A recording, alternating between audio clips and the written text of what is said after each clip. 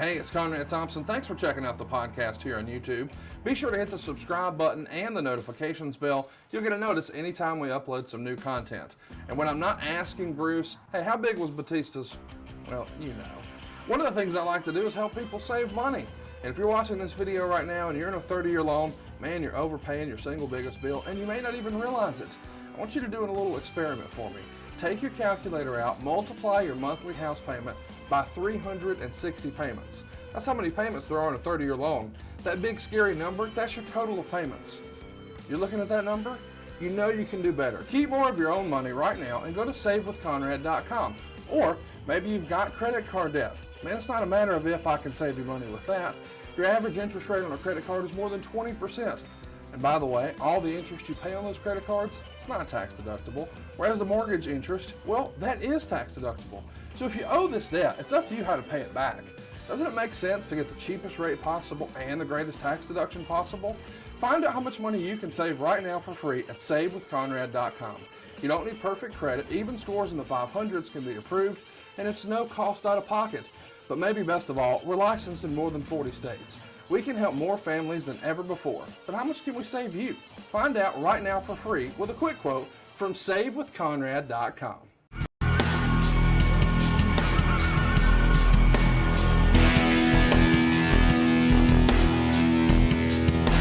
Hello and welcome to the Arn Show. This is Paul Bromwell filling in for Conrad Thompson this week, and I am humbled to be joined by the legend, Arn Anderson. Arn, how are you this week? Well, I'm a little disturbed hearing that you just came off the beach and now Conrad's on the beach. I'm supposed to be the beach bum in this crew. What's going on here? I'm telling you what, man. Well, neither of us were in Pensacola, your favorite beach, but you're right. I just came off Myrtle Beach. Conrad is now down, I guess, with Rick, his father-in-law, and the family, enjoying a little bit of boat time. And but that's good for him, man. The guy is busier than I don't know what. So he asked if I could jump in to help out, and so here I am, buddy. Well, we're both wrestling fans, and that's what we have in common. We can talk about this match, which is, I'm surprised, is not in black and white, but should be fun today. Look forward to it, sir. Yeah, no, absolutely. We're going to continue on the journey that you and Conrad are on, and that is walking through the start of your career. Man, I'm caught up on these episodes, Arn. It has been fantastic to listen to how the life of Marty Lundy has evolved to Arn Anderson, moving into wrestling now, coming over to Mid-Atlantic Wrestling. And we're going to watch an episode today together. We hope all of you can watch it with us. It is posted on YouTube by NWA World Wide for March 9th, 1985. The person that posted it is OWC Space TV, and if you search NWA Worldwide 3985, you're going to find the exact video. It goes 47 minutes and 3 seconds. Arn, we're going to watch it together. Are you excited about this? Absolutely, and I haven't seen this, and I don't know how long, so it's going to be exciting. It's like watching it for the first time, and let's just see what we see. Sounds good, sir. I'm looking forward to it. And, man, this was, for me, this was the height of my wrestling fandom. I guess I would say height. I was being introduced to wrestling. I was 6 years old, and I remember living outside of a suburb in Philadelphia on Saturday afternoons, Worldwide Wrestling, and that music, which I'm going to play a little bit, just hit like none other. This was when the real wrestling came on, the stuff that I thought was real, at least. And so let's go ahead and get started. Hopefully, if you're watching it with us today, you are at the right spot, and we're going to do a countdown, Arn, and you and I are going to hit the play button when I say play. Let my family save your family some cash. You don't need perfect credit. You don't need money out of your pocket, but we will save you money. It's not a matter if, it's a matter of how much. SaveWithConrad.com. All right, so here we go. The countdown, 3, 2, 1, play. And we open up to a crowd shot, and it's quickly going to transfer into some of my favorite wrestling theme music. Arn, I got to play it.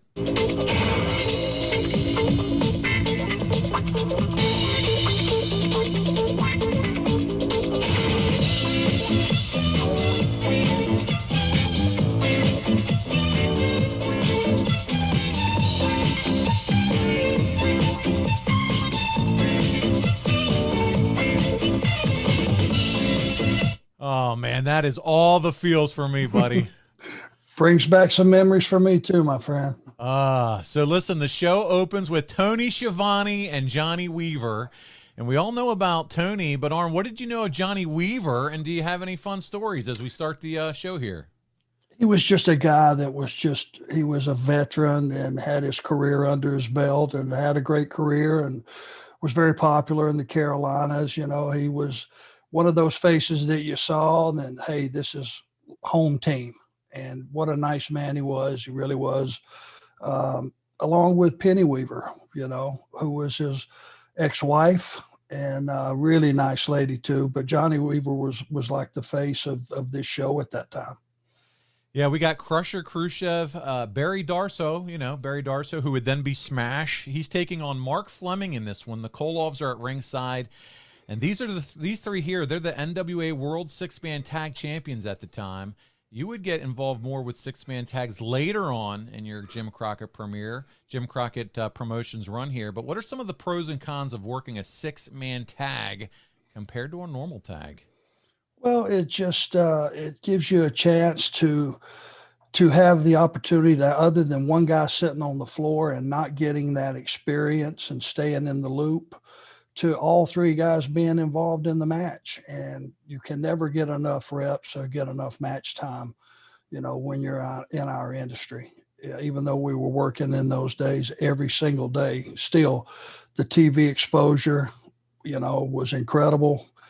And it was just a different scenario, six-man tags. Arn, I don't know if I mentioned enough at the top, but this is one of the first TV matches that you're going to be on this card as we watch the show. You're taking on Sam Houston here. You and I were talking beforehand. This wasn't your first televised match, but one of the first few for sure here, March of '85. Yeah, it could have been second. I had debuted and broke a kid's arm, and Manny Fernandez kind of got into my business, and I had to give him what's for, and I left him laying, and I was, you know, pretty good launch for TV in those days. You know, you didn't usually have a guy come out and have that kind of impact. So this is probably week 2. I did not know Sam Houston, had never met him. But I found out pretty quickly he's pretty seasoned hand at this point already. So he experienced and, you know, tremendous performer. Arn, we're watching Barry Darso here at the time he was Crusher Khrushchev working. Why do you think Barry was so successful in many different gimmicks that he was? See how big he is? Barry's got to be about, I'm going to say about 285, 290 right here. Oh, Did yeah. you see how quickly he moved across that ring? Yeah. Barry was an athlete. You know, he wasn't just you know, his history was like a power lifter and a big, strong guy, but he was quick and he was athletic and he got around that ring really, really good. And as you could tell, he wasn't just some big guy that plodded around. He's a tremendous athlete. And just a side note, Paul, to this day, Barry Darso remains one of my dearest friends. His wife, Teresa, is probably one of Erin's best friends that she's had over the years. It's lasted all this time. So this is really cool to see Barry in there tearing it up. Yeah, I remember you talking before on previous episodes about he was the one that you would stay in contact with and was the one who said, hey, you and Telly need to get up here to the WWF. Absolutely. He was like the liaison for those couple of years from the first time that we, you know, were contacted by Barry to come on up and to when we eventually came on up. So this show here, Barry, by the way, Crusher Khrushchev would get the win. Fleming had no shot. He tapped out. Tommy Young was your referee for the match. He just a stand-up, one of the best referees, I think, of all time. When I think of referees, at least. I know you probably enjoyed working with him as well. I really did. And, you know, something that needs to be said about referees of that time, Tommy would sometimes take the entire card. He would do every match, which is unheard of. You know, sometimes he would have a relief referee there, but for the most part, Tommy would do all the matches, and nobody seems to. That's something that kind of bypassed a lot of people if you're watching the show. But think about that, because now you'll probably have, for a 2-hour show, you'll have as many as 3 referees. Yeah. Yeah, you're right. I mean, they take turns where Tommy was the man. He was every match. You'd see Tommy Young running around out there. So that's a good point. I'm glad you brought that up. And a workhorse, and they should be appreciated. You know, refereeing's not an easy job. So we just, if you're following along with us, it's 5 minutes, 45 seconds where I'm at. Bob Geigel just announced that Wahoo McDaniel will not face Ric Flair in an Indian strap match for the title. The world champ Ric Flair comes out and, of course, takes his shirt off. And now Wahoo is out, and they're going to be brawling here in a minute. Flair's a babyface here, and we're going to see Telly make his way out. A lot of interesting side notes. This show's taped in Spartanburg, South Carolina on March 5th. Do you have any fond memories of working here in this arena at the Memorial Auditorium? Well, it was my first TV taping, so you never forget that with a new company. You know, I just left Pensacola and just starting. So, you know, when you have your first television and you're in a locker room full of strangers and all the pressure that's involved there, and you want to do well, it's your opening TV, people are going to have their first impression of you. You know, and you better make a good one. It's just one you never forget. And that building, I tell you, one of the other things I remember was hot. I mean, blazing hot. It, you know, in those days, it was just acceptable, which was fine. I like to have, you know, a good sweat going before I get in the ring anyway, you know, a good warm up. And in those arenas back in those days, it was really hot. It was harder for the crowd than I think it was for the wrestlers, because, man, you get there an hour early and you're sitting there baking, and then you get all tore up watching the matches, and you're out of your seat and jumping up and down, and, you know, there's no relief in sight. So maybe we should, you know, have the fans take a bow and say, it's hard on you guys. We appreciate you, you know, standing in there and staying receptive and rowdy and wild and just enjoy yourself. Yeah, and as we're watching this angle unfold here, Tully made his way to the ring, and Flair's a babyface, and they're attacking Flair. Wahoo is got the strap out, and he's giving it to Rick. Baby dolls hanging on Ric Flair, holding him on the ropes as these three are attacking the Nature Boy. But as they pan the camera around the crowd, all I see are these huge, big, bright lights. No wonder it was hot in there. But to your point, yeah, it really was. You know, it's a weird thing, which I figured out pretty quickly. You know, Rick was a heel everywhere in the world except for the Carolinas. And it was because that was, I guess, he had started there, his career basically. And, you know, he was like a homegrown entity almost, even though he wasn't, but he was a babyface in the Carolinas. So there was a weird dynamic there. A lot of early Tony Schiavone here at the beginning. When did you really start to form a friendship, or was it around when you first came in, or did that kind of grow as you and Tony would work together through the years? Tony was just one of the guys that I'm sure, you know, came up and introduced himself. He's just such a nice person. He's a really nice man. And, you know, he was just getting started in the business too. So as much as I was really just thrilled to be there, so was he. We had kind of had the same mentality. And, you know, Tony was a big wrestling fan and still is, and he was enjoying it as much as I was. So we had a lot in common there. Yeah, it's really fun to think about as we watch this together from '85. He's holding the mic, and my goodness, just a few nights ago, he's holding the mic for people still there in AEW. Just it's really cool to see him back where he belongs. Arn, here we are with Bob Caudle. He's bringing Jim Crockett in. I'm going to go to this. Here we go. It's been welcome. A six-man tag. The Russians are very unhappy about the return of Sergeant Slaughter. Ric Flair and Wahoo McDaniel, no disqualification match. I think once and for all, we're going to settle this. And then Telly Blanchard and Dusty Rhodes. Each man has put up $10,000. No disqualification. Dusty has said if he does not win that TV title, he will not wrestle in the Mid-Atlantic area ever again. He has had all Tully and Baby Doll he can stand. Then they're going to take Baby Doll and put her into a steel cage and hoist her to the top of the Greensboro Coliseum.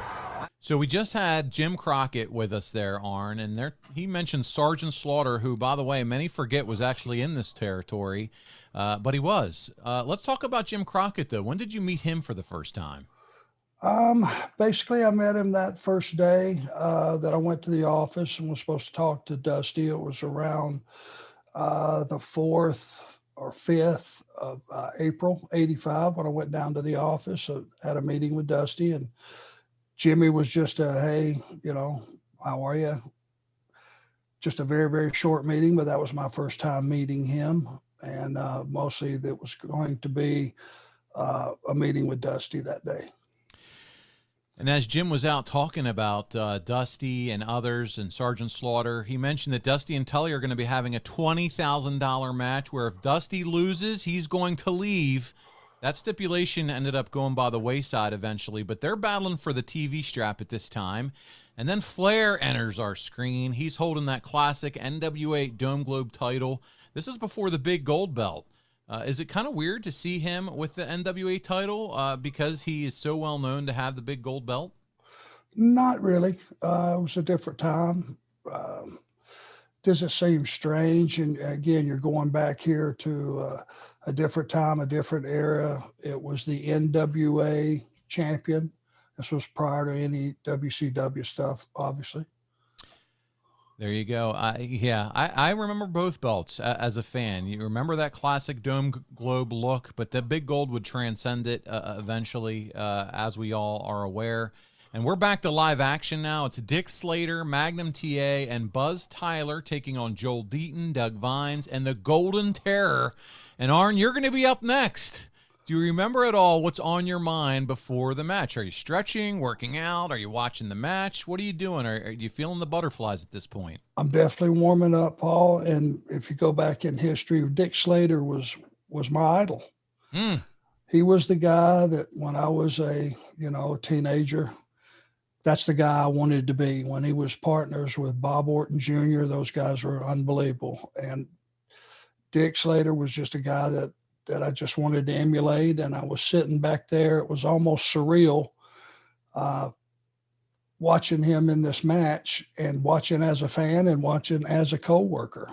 And I was back there stretching out in that hot building, getting the sweat going. But I just remember thinking, God, Dick Slater I'm on the same show as Dick Slater. I must be getting close to arriving and actually making it. And Magnum TA enters the match here, and man, what a pop when he gets tagged in. You're looking at the roster when you arrive, Arn. Is Magnum at the top of the list of people that you wanted to wrestle? Well, look at him, Paul. He's a movie star. He is. And people love him. And God, I wanted to wrestle this guy like yesterday. I wanted to get in and just kind of measure, my skills and what I had to bring to the table against, the top guys. But I knew there was, down the road somewhere, there was going to be a match with Magnum, and couldn't wait. All these guys are very, very talented that are in the ring right now. Yeah, you mentioned Dick Slater in terms of his ability and work rate and how you really admired him. What can you tell us about the third man here on the team, Buzz Tyler? Buzz was he was a veteran. Not to cut you off, Paul. He was one of those guys that was a veteran, and he had I don't know. I think Texas was where he had his best run, but he's a big, rugged guy, very athletic. He was a brawler. He was a wrestler. He was all those things, and he had a lot of. At this point in time, he had a lot of years behind him, so he was polished. And we're looking at the other team. Magnum lays in his classic belly-to-belly suplex, gets the 3 count. And by the way, we're at 15 minutes, 49 seconds for those that are following us at home as you watch this with us. And lots of good action in this match. They're showing the replay here. Magnum again. I miss the belly-to-belly suplex. I know these can't, I guess, can be considered as closing or final moves, that main finish. But, man, this is when things were simpler, and that was Impact. That's what we were taught. That's how we get the pin. Well, chest to chest, a lot of impact there, drove him to the mat. Definitely something that could keep you down for a 3 count and beyond that. And here we go. Tony Shavani is letting us all know about upcoming matches that are going to be in the area. And we didn't mention this at the top of the show, but 85, this would be the 50-year anniversary of the NWA. Obviously looking at 1935 when it got its start, but 50 golden years here as we roll into 85. Amazing that wrestling had been in place and the NWA had been in place for 50 years already. Wow. What a bunch of history that you had prior, to us making it there. Are you, I know the NWA's back. It's obviously under different ownership now and they're doing their own thing. Are you happy to see that it's back as a brand in wrestling? Well, sure. Absolutely. If there's not room for that, what is there room for? Right. It's such a rich and storied history, and it was about wrestling, and it wasn't sports entertainment. It was professional wrestling, and that's what I signed up for. And so awesome that it was, fixing to really, really pop again, the last half of the 80s. Now, I'm excited they're back too. They're doing their best under Billy Corgan, and definitely recommend that. Tony was just interviewing some folks, and who came interrupting but Paul Jones, and superstar Billy Graham was there with him. What was it like working with Billy Graham? He was on top in the WWF for such a long time. Did you get to know him at all and during this time period, Arn? Not really, because in those days, the teams and the partners traveled together for the most part. He was traveling with Paul, and, I was traveling with different guys, made a few trips with the Russians, and, just different guys. I made a couple of trips with those guys, but it wasn't anything that was an everyday deal.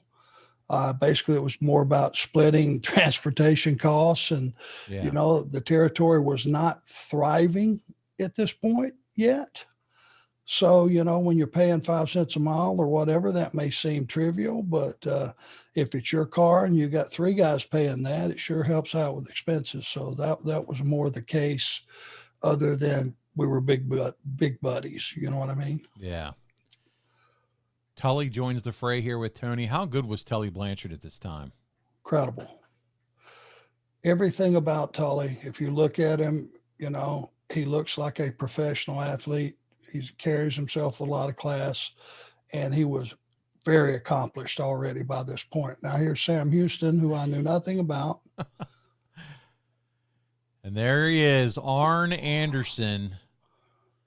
One of his first televised matches here in Mid-Atlantic Wrestling. Yeah, it would have been maybe the second, could be the third, but I think maybe my second TV.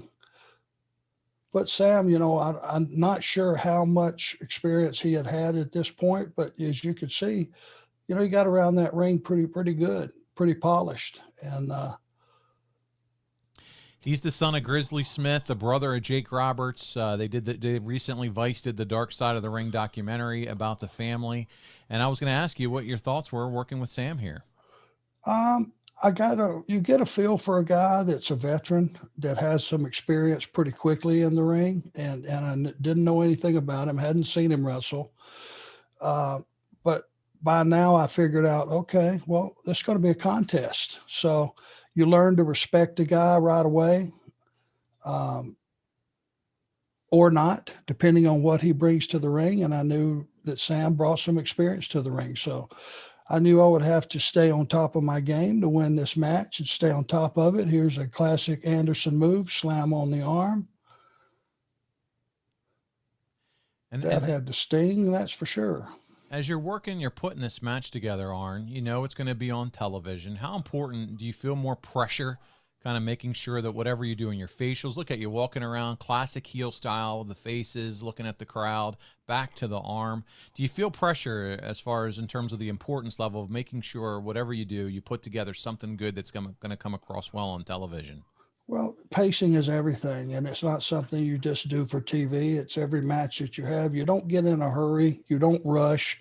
You don't do anything that's not going to give you the opportunity to look good. The biggest mistake to this day that a wrestler can make is to rush and to hurry something when he doesn't necessarily have to. And, that's how mistakes happen. That's how you lose your grip on a guy. That's how you lose control of a guy, is rushing. And that's what I tried not to do. Again, there's another slam on the arm. Yes. Uh, you're doing the classic Anderson style wrestling where you have taken the body part, the arm in this case, and just picked it apart. And now, at least where I'm at watching it, you just got the victory. And he tapped out years before it was popular to tap out. Who came up with the finish, Arn? Well, apparently he had no choice. That's right. He wasn't getting anywhere there. It's better, Paul, to quit and live another day with a career ahead of you than to show huge cojones and not tap out and get your arm popped out of place or your shoulder. So he made the right decision, and he would go on to fight another day. Now we have our friend Shavani back. Were you happy with how that match went, Arn? Absolutely. Good. I was dominant, and I was supposed to be dominant, and I was. Sam made a fight out of it, but obviously that was the wrong day to catch me. And you're right. They're showing some highlight clips here. David Crockett talking to Tully. We're going right into this confrontation here between Dusty Rhodes and Baby Doll, which, by the way, is shocking at the time, let alone now, where Dusty puts his hands on Baby Doll. The babyface pop for her getting smacked is really something here, man. Things were different in those days. That's for sure. Absolutely. I tell you what, Baby Doll was a physical specimen too, brother. She was strong. She was a big, healthy woman, had grown up in the business. So Ooh. She had caught some of that by osmosis, but she was a definite benefit to Telly Blanchard. She was a weapon he could use. To me, she was a game changer when it comes to valets. She did get involved. Yes, it got a little physical here, which, again, like you said, different time, different era. But, man, it's just incredible to see how rabid the crowd was.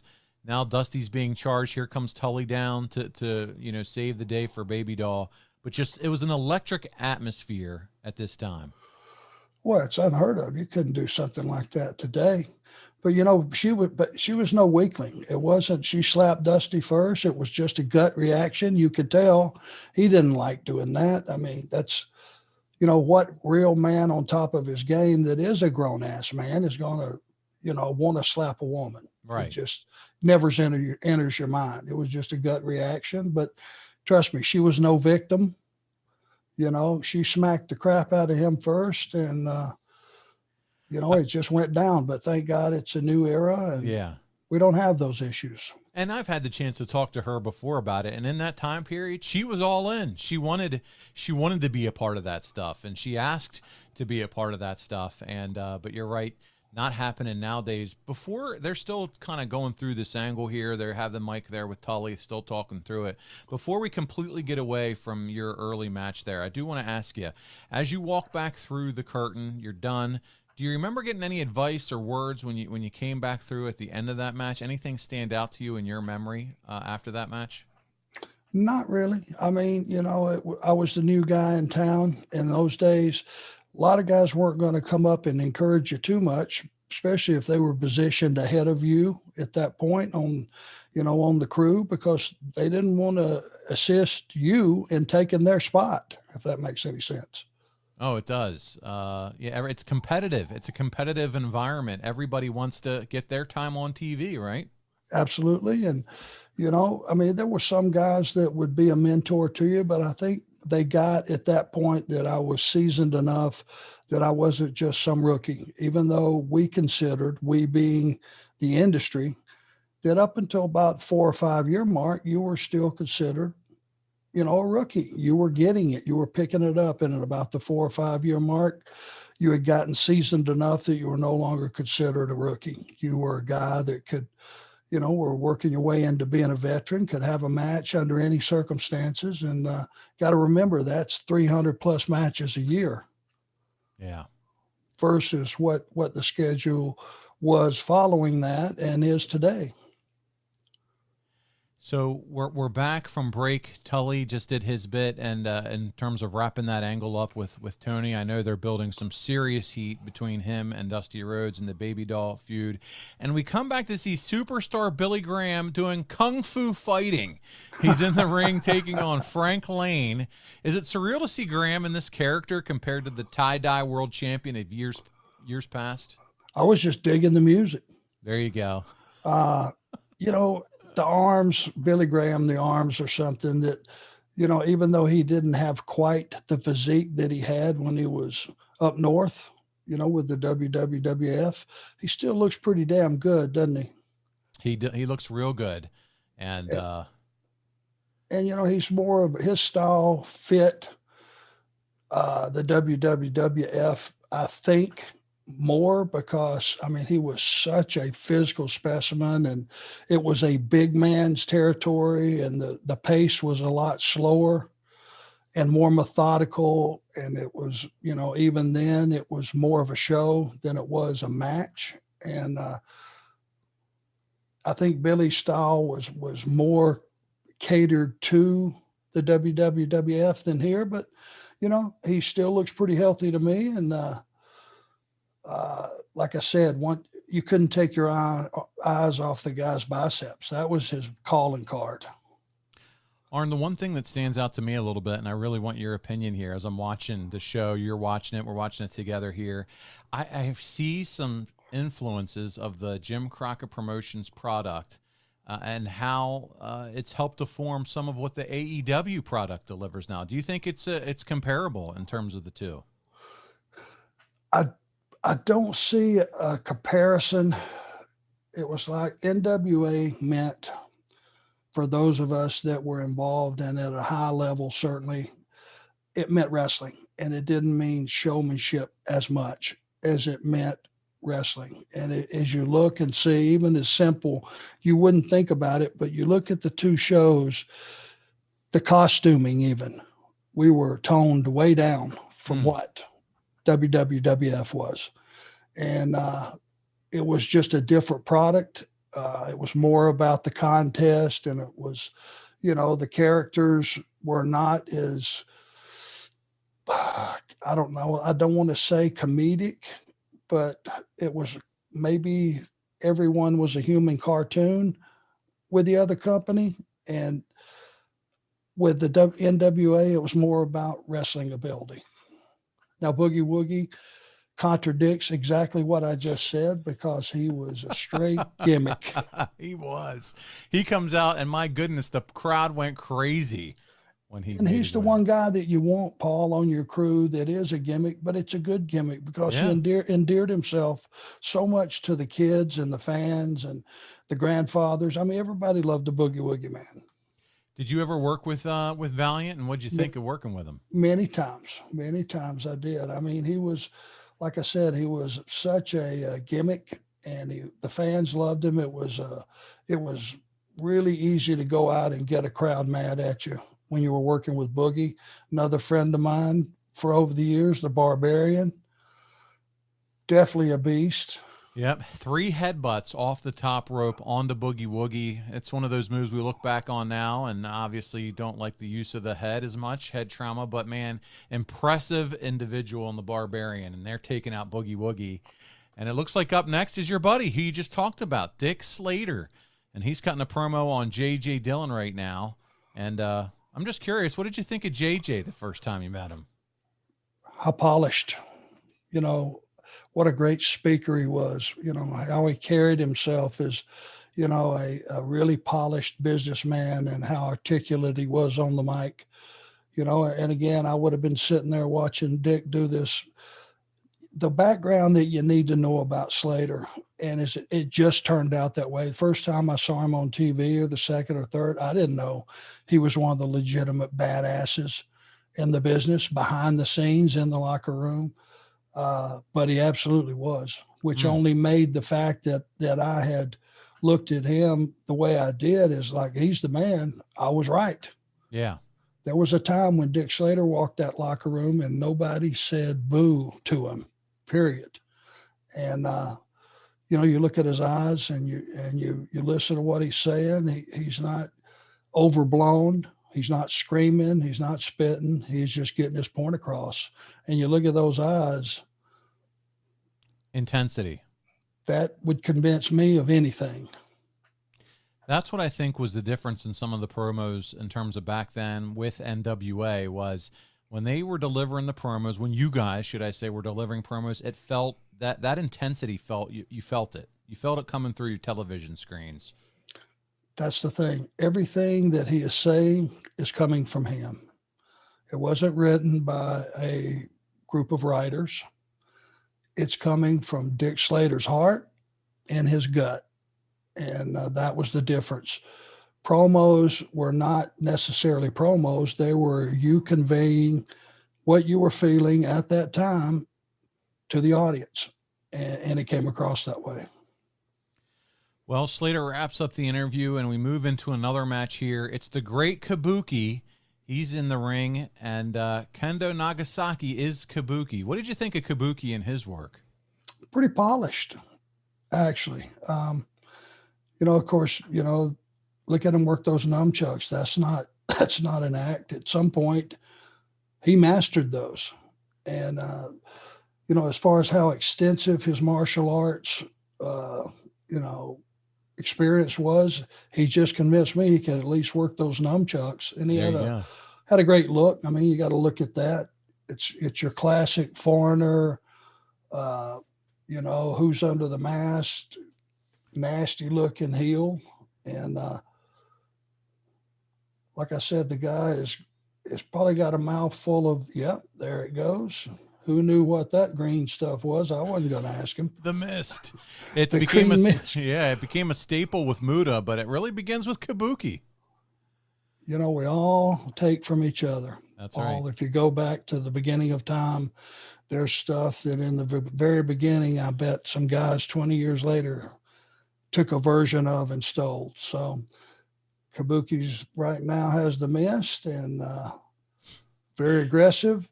Did you ever get hit with the mist, Arn? Was it painful? Not from him, and I don't remember if I got a feeling Muda must have got me at some point, but I just don't recall it. But, buddy, hey, stuff would blind you. Whatever it was, I don't know what it was, but if it got in your eyes, it would blind you. And from that point on, blind men don't do very well in contact sports. It was green and it was liquid and it was coming at people's eyes. That's all we need to know about that stuff. Forget it. For sure. Yeah. Paul Jones, he's a guy that was in the Carolinas virtually forever, had a lot of different roles, but was more or less a mainstay and good guy to do the talking for. Perfect. For Kabuki there, right? Yeah, you needed a mouthpiece, I'm sure, especially when it comes to interviews. And during watching some of Tony Shavani's podcast, they're doing the watch along at 86. Paul Jones promos can be a little hard to watch. There's certainly no Arn Anderson level, but he still gets the job done. And man, they were believable when I was a kid. Well, that's a nice thing to say. I mean, Paul had his own style. Yep. Basically, he was a very loyal employee, which is what carried a lot of the weight with Gotcha. As long as he was with JCP. He was somebody that the Crockett's could trust and very loyal to their company. And a guy that was a wrestler at one point that made a nice transition into being that mouthpiece, that manager type role that was really big, that got really big in the 80s when you think about some of the managers at the time. Yeah, that's for sure. And there's something to be said that if you start with a company and you spend a lot of time there and you're very loyal to you, it's nice to know that down the road they would be loyal back and you would have a position with the company. And that's pretty much Paul's situation, which I think is a good thing.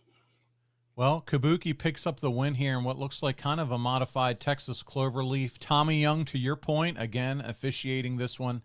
But it was an impressive victory for Kabuki. They're showing the highlight here and the reversal into the corner and then into that move.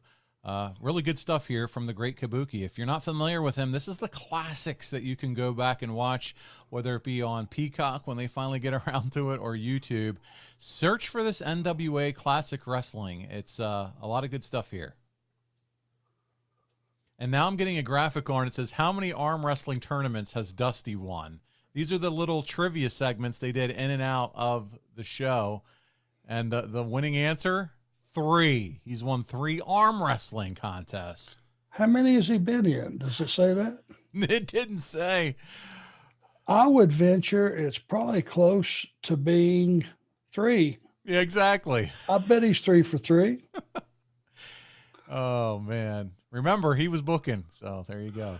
Hey, didn't bother me none. I couldn't have probably beat him anyway.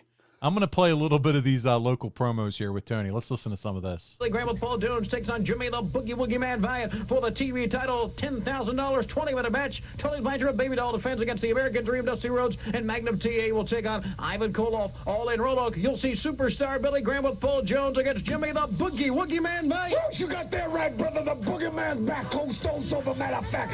So the 24th of March, Roanoke, brothers and sisters, get down with your Boogie Man. We gonna do it together. I'm coming for one reason only, brother. That's to let Paul Jones put him out of commission, and then I want to stay. Never leave again, people. Brothers and sisters, get behind your Boogie Man. Let's do it together. Woo, that's it. Right there. You will see Magnum TA take on the Russian Bear, Ivan Koloff. You know, the people know my direction. It's been all gauged towards one Wally McDaniel, the United States Heavyweight Championship. And they know I've been real fired up for that. Well, now I'm going against Ivan Koloff, a man that represents Russia. He represents 1/3 of the world 6-man tag team champions. Well, let me tell you one thing from this boy right here from the USA. We have the finest wrestling champions in the world here, and I'm going to prove it to you and all those people out there in Roanoke.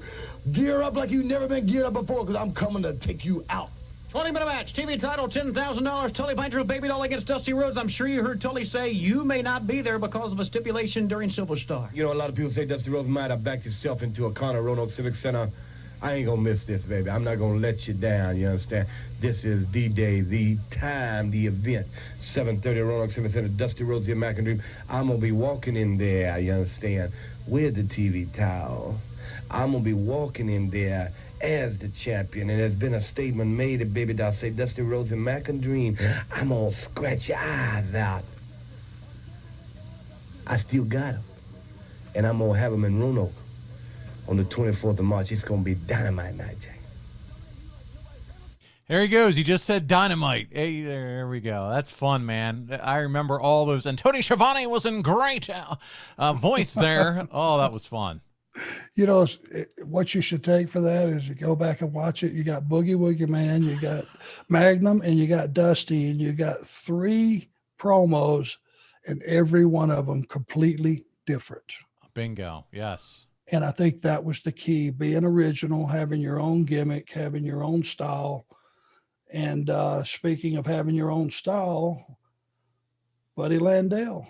The Nature Boy, Buddy Landell, makes his debut on TV against Keith Larson. And Arn, obviously, Landell immediately compared to Flair. But Landell has J.J. Dillon with him. What did you think of Buddy Landell here? I think Buddy was a guy that had unlimited talent. He had unlimited charisma. His deal from the very beginning was he was a Flair knockoff, and he knew it. The fans knew it. But the fact that he stuck with it and was a lesser version of Rick is what really got him his heat. You know, and Buddy was a very polished performer. He really was. He was one of those guys that just got it. And as you can see, he's going to make it competitive and fun to watch by a guy that should not be slamming him. Buddy put that somewhere in the match where you figured it was just going to be an enhancement match, and Buddy just suddenly did the smart thing. He went, well, hey, maybe this is not going to end up the way I thought it was. And that in those days, if you could do that with a guy that had talent but was there to enhance you, but you suddenly gave him a little more than what he should have gotten. See, look at the fans. They're with it. That would have been very boring if it would have just been straight Buddy Landell A to Z. Let me ask you here, Arn, do you think it made sense to have 2 Nature Boys at the same time? Well, it did, because if they would have ever gotten to the angle, Paul, and ever got to the deal, Buddy would have had incredible heat in the match with Rick. you know, the fact that he was an imposter, never would admit it, but did everything exactly like Rick, from combing his hair, you know, to having a head full of good blonde hair, you know, and the ability to make matches competitive and make them fun to watch, but still being very good at what he does, his offense being effective. The sad part is, Paul, they never quite got to the angle because Buddy just, you know, had his demons, and Buddy had his issues, and he could not overcome them. He was literally right on the cusp of that angle popping when he got fired. And that's a sad state of affairs. It's one of those what ifs, which I'm a huge fan of what ifs. Man, if he would have just held it together, it would have been a huge opportunity for him, and I think it would have been a good match for the fans. Arn, while this is going on, in the next couple days, you'll team with Ivan Koloff and Crusher Khrushchev and face off with Don Kernodle, Buzz Tyler, and Manny Fernandez. What was it like to be with the Russians and the heat from the crowd at that time, man?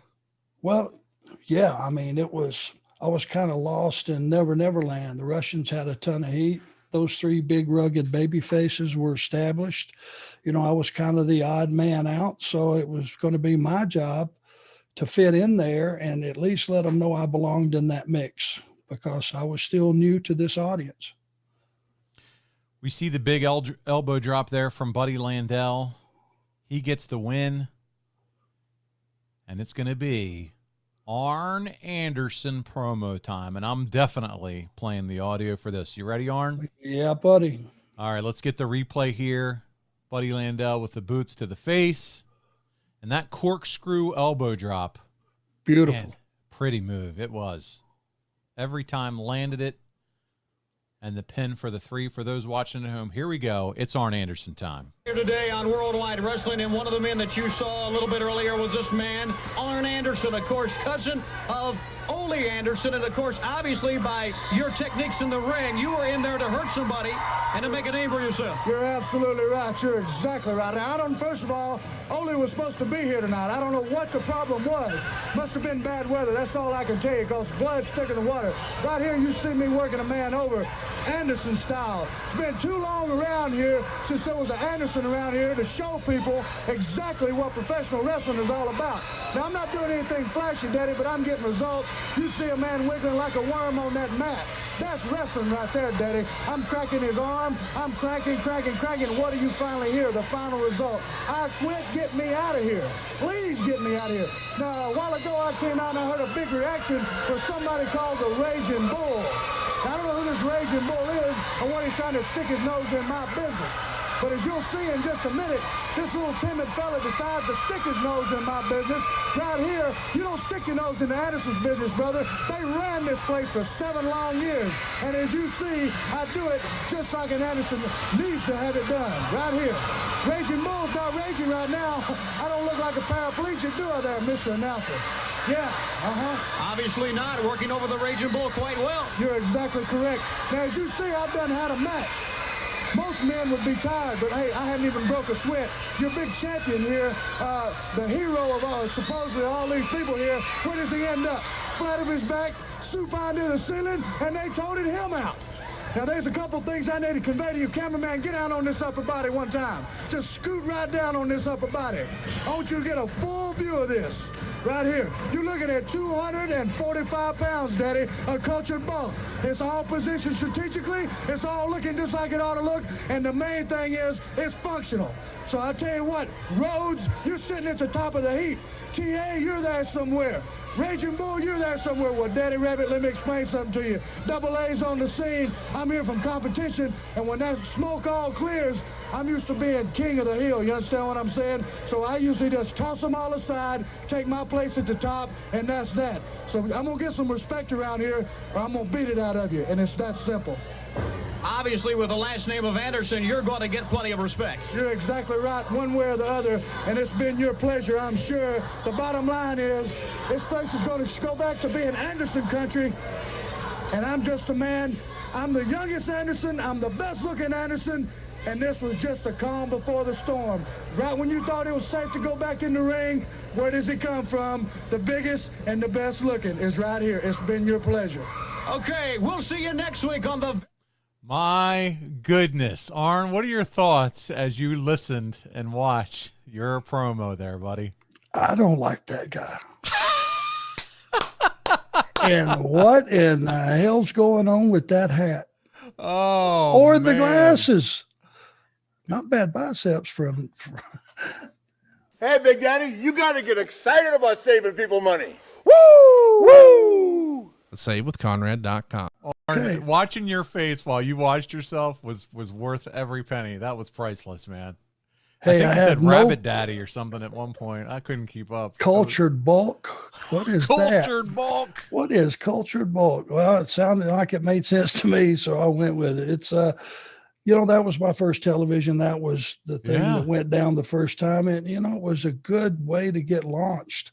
Yeah. The people in control were very, very smart, and you only get one chance to make a first impression, and I had no problem with confidence. I had no problem bullshitting. If I drew a blank, I could bullshit my way through it. So, man, it was this beginning, really, of me becoming someone that mattered in the business and establishing myself where, hey, this guy may do something, and he's an Anderson, which is a huge advantage. I was never lost on the fact that being an Anderson gave me a huge advantage.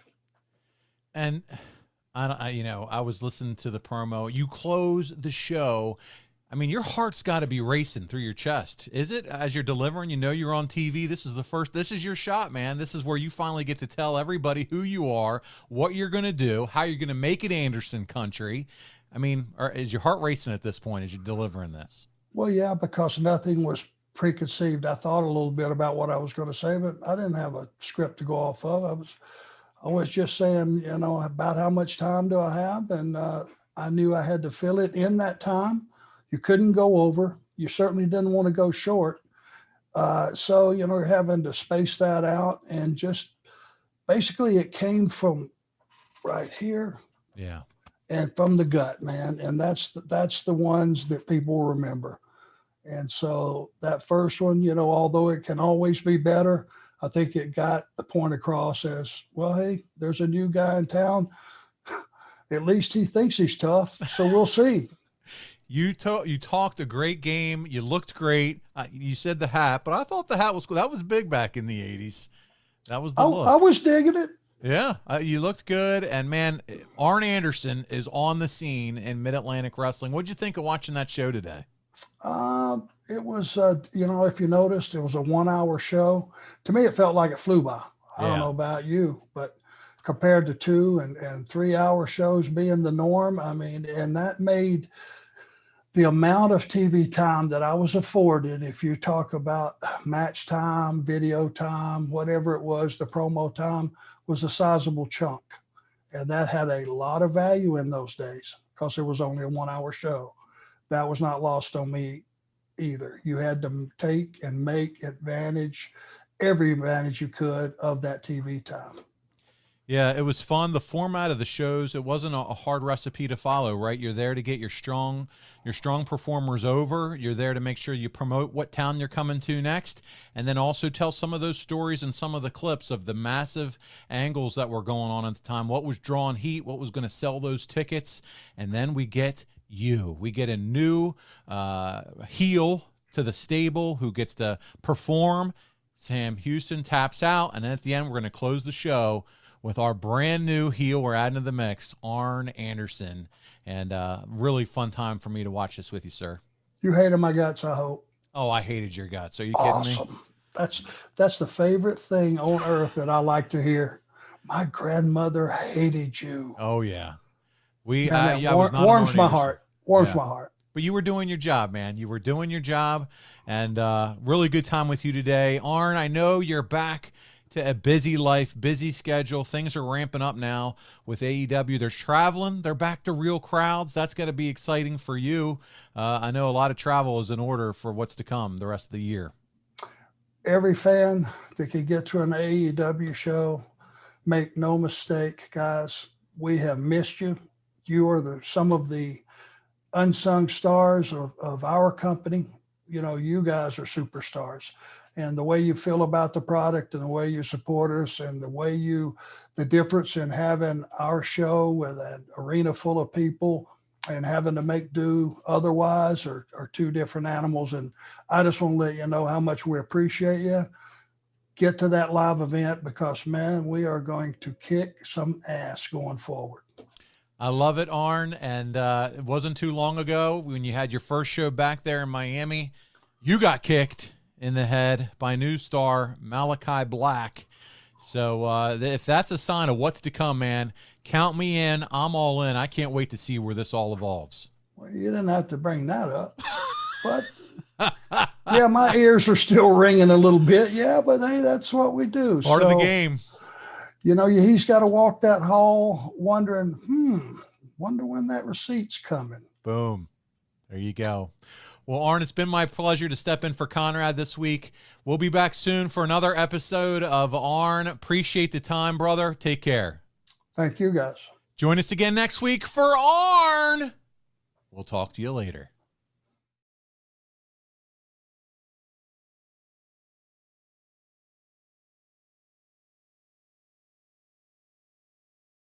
Hey, it's Conrad Thompson. Thanks for checking out the podcast here on YouTube. Be sure to hit the subscribe button and the notifications bell so you get a notice anytime we upload some new content.